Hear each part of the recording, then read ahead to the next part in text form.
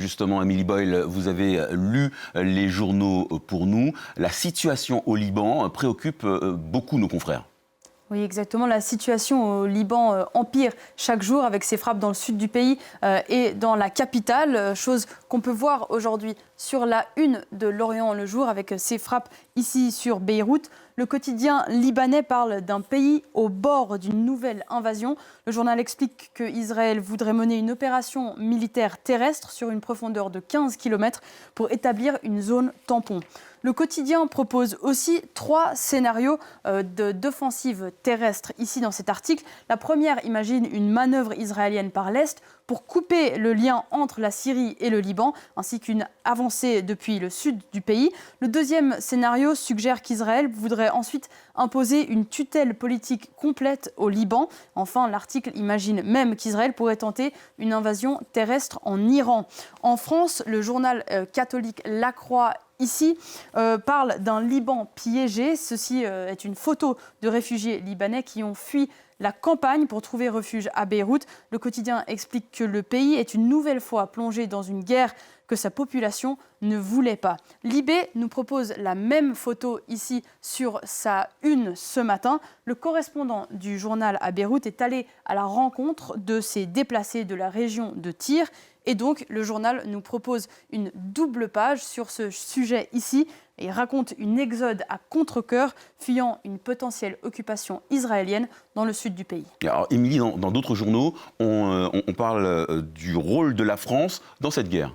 Oui, exactement. Et d'ailleurs, c'est la une du Parisien ce matin qu'on peut voir ici, la France dans la guerre. Le quotidien explique que le porte-avions Charles de Gaulle, déployé en Méditerranée, servira d'outil de dissuasion et de base défensive.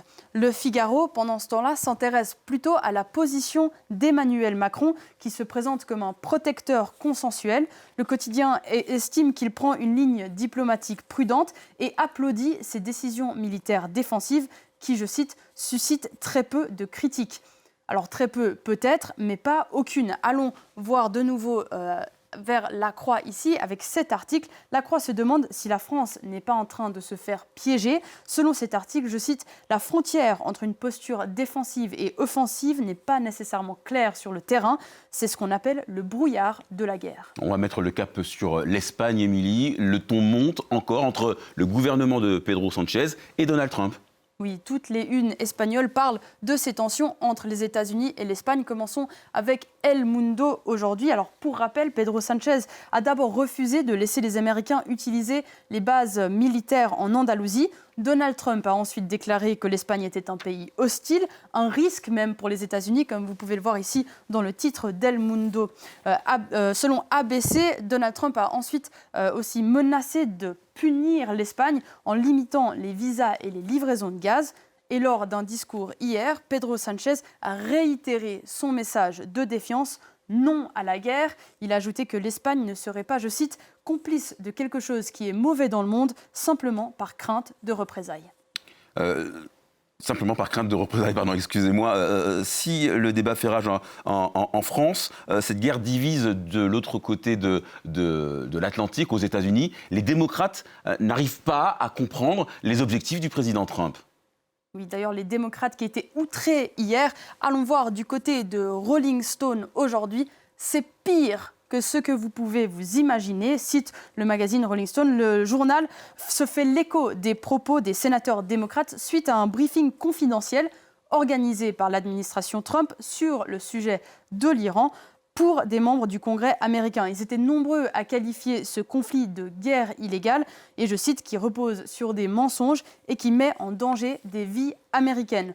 Pendant ce temps-là, les républicains, eux, se rangent plutôt derrière leur président. Le Sénat a rejeté hier une résolution remettant en cause la décision de Trump d'entrer en guerre contre l'Iran.